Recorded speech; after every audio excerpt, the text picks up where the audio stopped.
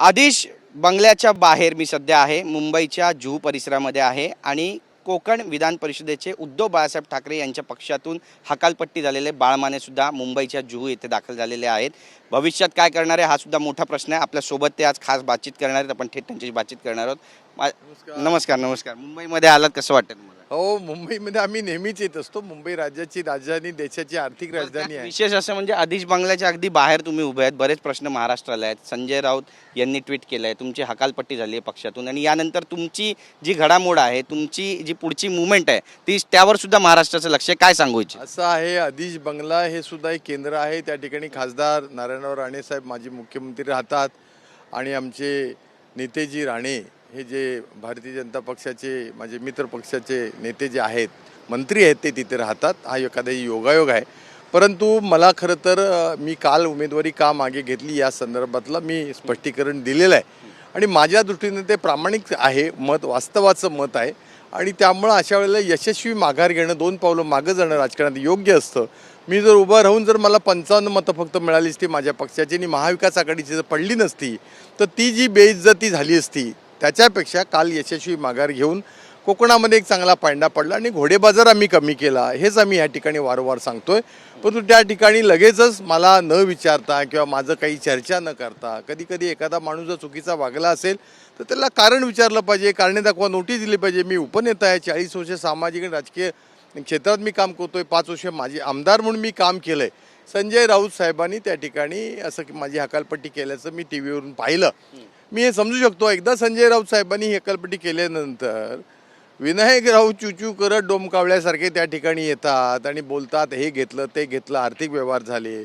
ओ विनायक राऊत साहेब, तुम्ही कोणावर बोलता? तुमच्या आपल्या पक्षातील काय लोक बोलतात हे ज्याचं आत्मपरीक्षण तुम्ही करा.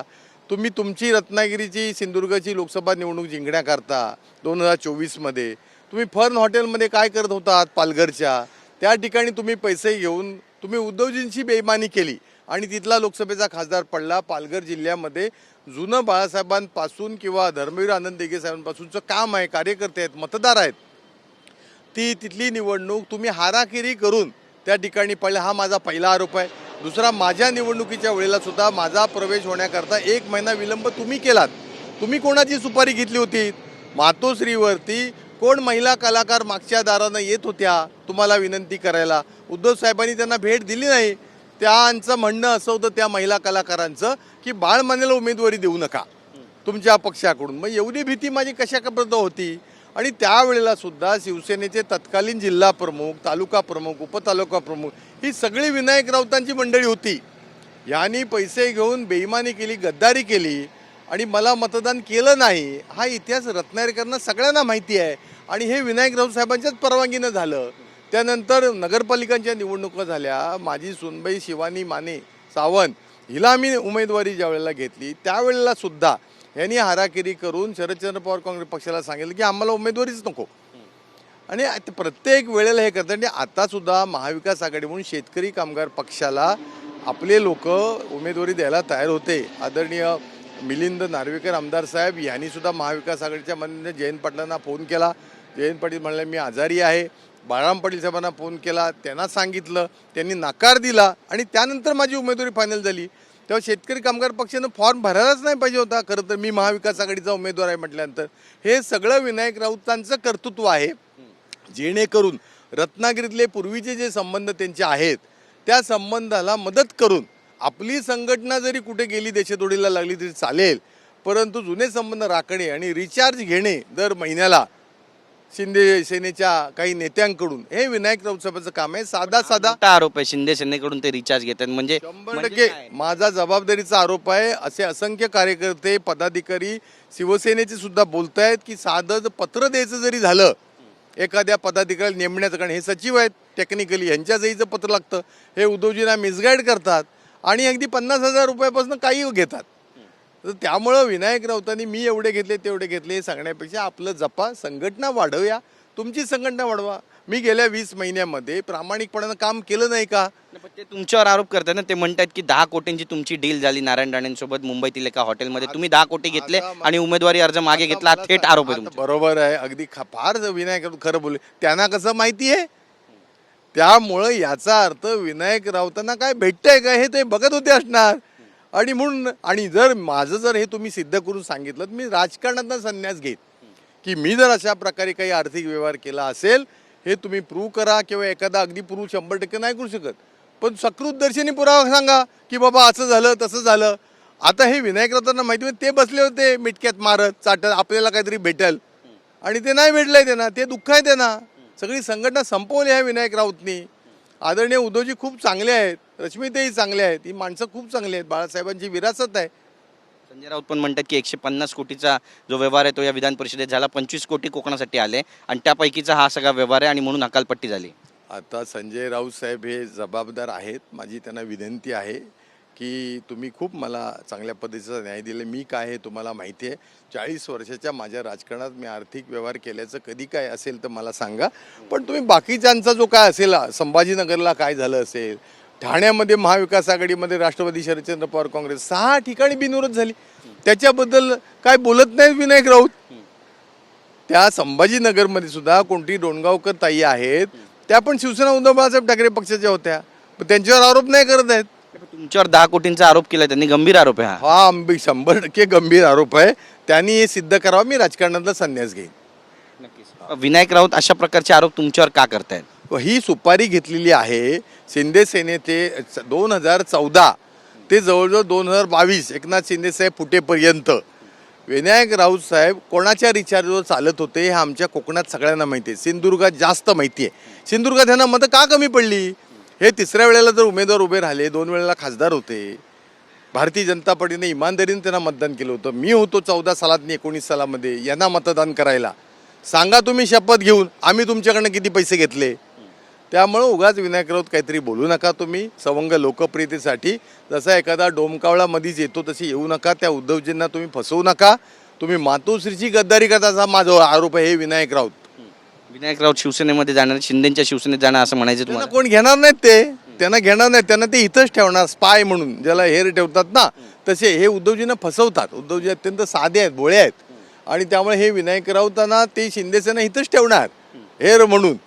नक्कीच. पण तुम्ही काल नितेश राणे यांच्यासोबत दिसलात, उमेदवारी अर्ज मागे घेतलात आणि त्यानंतर ही सगळी चर्चेला उदाहरण आलं की तुमची जवळीक जी आहे ती राणे कुटुंबियांसोबत वाढलेली आहे. भविष्यातलं तुमचं पाऊल काय असणार आहे? तुमचं स्टेटस पण आज अत्यंत चर्चेमध्ये, revenge is just a waste of time. काय अर्थ काढायचा आहे? असं आहे, खरं तर आज स्वर्गीय गोळवळकर गुरुजींची पुण्यतिथी आहे, द्वितीय सरसंघचालक. तेव्हा मी जन्मापासूनच राष्ट्रीय स्वयंसेवकाचा स्वयंसेवक आहे हे जगजाहीर आहे.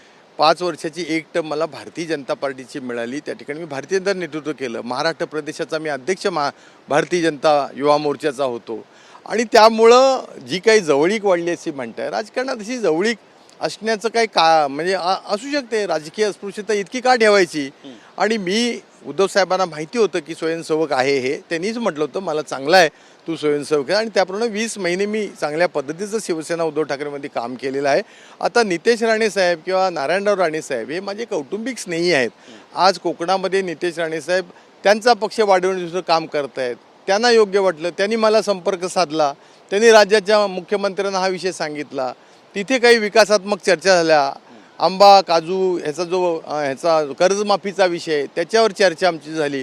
मच्छीमारांचे प्रश्न आहेत त्याच्यावर चर्चा झाली. भाजपमध्ये पक्षप्रवेश होण्याबाबत चर्चा झाली का काही? हो, स्वाभाविकपणे. आता तसं तर मी एक प्रामाणिक कार्यकर्ता असल्यामुळे भाजपची चर्चा तर झालीच, पण बाकीची लोकंसुद्धा डोकावत आहेत की मी त्यांच्या पक्षात यावं म्हणून. मी अद्याप कोणते अजून ऑफर आहे तुम्हाला? नाही, आता सगळंच काही सांगणं बरोबर नाही. वेट अँड वॉच आपल्याला दिसेल. परंतु माझ्या दृष्टीनं आज देवेंद्रजी जे विकासाचं जे काम करतायत, देशाचं विजन ठेवतायत, उद्या ते भविष्याचे देशाचे पंतप्रधान असं या देशातल्या महाराष्ट्रातल्या सगळ्या जनतेचं मत आहे.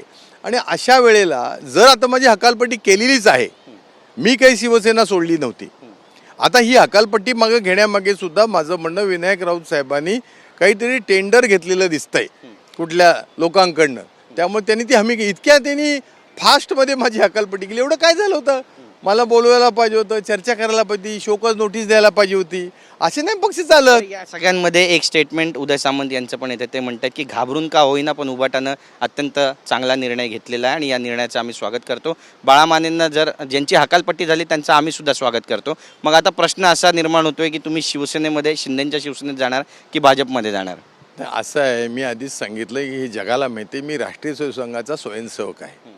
काल होतो, आज होतो. मी जरी शिवसेना उद्धव बाळासाहेब ठाकरे पक्षात प्रवेश केला तरी मला काय राष्ट्रीय स्वयंसेवकांनं बहिष्कृत केलेलं नव्हतं. उदय सामंत म्हणतात घाबरून का होईना शहाणपणा दाखवला तुम्ही. हां, आता कसं आहे, उदय सामंत हे नेते आहेत शिवसेनेचे, ते ना उपमुख्यमंत्री पण व्हायचं आहे, त्यामुळं स्वाभाविक ते असं बोलू शकतात. एकनाथ शिंदे साहेबांचे त्यांचे खूप चांगले सौदार्याचे संबंध आहेत.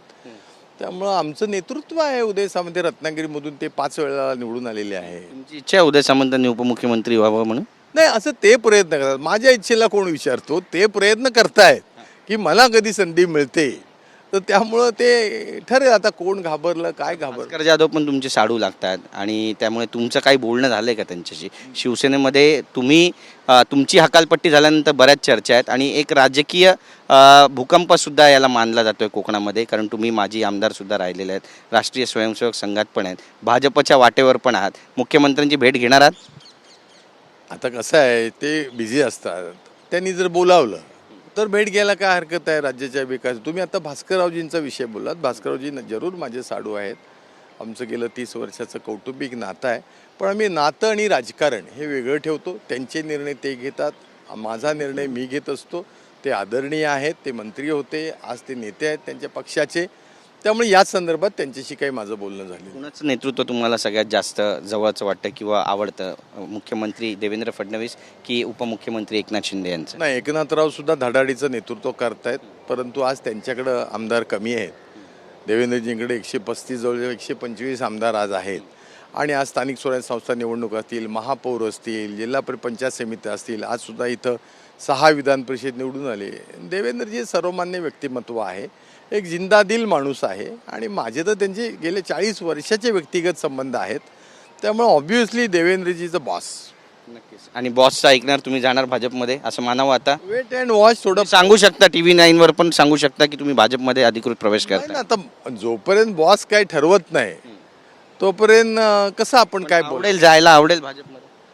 आता स्वाभाविकपणे मी संघ स्वयंसेवकच आहे. नक्कीच. नितेश राणे यांनी ज्या पद्धतीनं ही सगळी बाजू मांडली तुमची, त्यांच्याबद्दल, त्यांच्या नेतृत्वाबद्दल काय म्हणाल? मला आठवतं आहे, मी 1990 सालापासून शिवसेना तत्कालीन भाजपा युतीचा शिलेदार आहे, आमदार झालो. नारायणराव राणे हे व्यक्तिमत्व मी 1985 सालापासून पाहतोय. मंत्री झाले, बेस्ट कमिटी चेअरमन झाले, मुख्यमंत्री झाले. माझ्या 99च्या आमदारकीच्या निवडणुकीला त्यांनी खूप हिरिरीनं वाटा घेतला, त्यामुळे त्यांचे कौटुंबिक संबंध आहेत.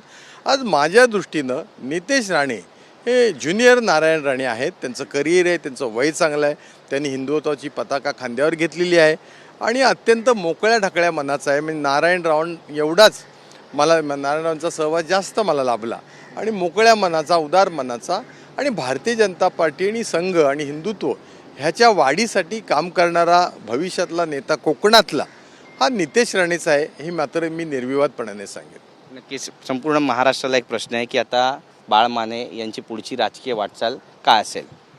मला असं वाटतं की राजकारणामध्ये घाई करायची नसते. वेट अँड वॉच, पेशन्स ठेवावे लागतात. कालच हा सगळा एपिसोड झाला आहे.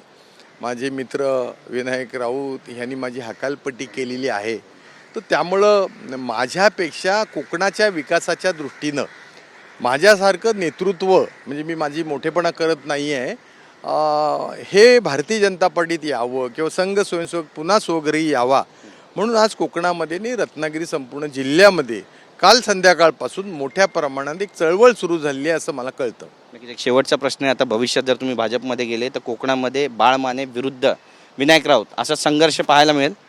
नाही, असं आहे, मी तर असा काय कपटी राजकारणी नाही किंवा संघर्ष करणारा राजकारणी नाही आहे. मी माझं स्वतःचं काम करत असतो 40 वर्षामध्ये. मी कधी दुसऱ्याला दोष देत नाही आणि मला वाटतं स्वर्गीय प्रमोद महाजन हे माझे राजकीय गुरु होते. त्यांनी मला आमदार केलं. त्यांनी 2 गोष्टी मला सांगितल्या त्या 1990 साली. बाळ, 2 प्रिन्सिपलनी राजकारणात तू काम कर. एक म्हणजे सर्वायवल ऑफ द फिटेस्ट, तो सक्षम आहे, तो जगणार आहे. आणि दुसरं त्यांनी वाक्य सांगितलं, दुसऱ्याची रेषा कधी पुसू नकोस, तुझी रेषा ठळक कर. त्यामुळं मग विनायक राऊत असतील का अन्य कोणी काय त्यांच्या रेषा पुसण्याचं मला काय कारण नाही. त्यांचं नशीब माझं नशीब घेऊन मी चाललो आहे. त्यामुळे मी काही दुसऱ्याची रेषा पुसणार नाही. माझी रेषा ठळक करण्याकरता, रत्नागिरीकरांच्या कोकणच्या जनतेला मदत करण्याकरता मी नक्की भूमिका. आणि मला गेल्या 25 वर्षामध्ये प्रत्येक वेळेला मतदान वाढलं आहे ऑर्गॅनिक. मी परवा म्हटलं आहे निवडून आलं तेव्हा मला 25,000 मतं होती आणि परवाच भाजपमधनं लढलो तेव्हा 66,000 मतं होती. त्याच्यानंतर परवा मला 75,000 मतं होती. ह्याचा अर्थ मला जनाधार आहे. जय पराजय हा आकड्यांचा खेळ आहे, परंतु माझं कधी डिपॉझिट गेलं नाही. त्यामुळं मला जनतेचा जनाधार आहे, मतदारांचा माझ्या रत्नागिरीचा. आणि माझं रत्नागिरीकरांवर अतूट प्रेम आहे. माझ्या वडिलांनी जो मला वारसा दिलेला आहे तो पुढे चालवायची मला संधी त्या निमित्तानं परमेश्वरानं दिली तर मला आनंद होईल. नक्की धन्यवाद तुमच्याशी बातचीत केल्याबद्दल. तर आपण पाहतोय बाळ माने यांनी मुंबईतील जुहू इथे जिथे माजी मुख्यमंत्री नारायण राणे आणि आता सध्याचे कॅबिनेट मंत्री नितेश राणे यांचं घर आहे आदिश बंगला, अगदी त्याच्या समोरच TV9ची खास बातचीत केलेली आहे. आणि भविष्यात ते भाजपमध्ये जातील असं चित्रसुद्धा स्पष्ट होत आहे. नेमकी त्यांची भूमिका काय असणार आहे हे सुद्धा पाहणं महत्त्वाचं ठरेल. कॅमेरा पर्सन योगेश गुरवसह गिरीश गायकवाड TV9 मराठी मुंबई.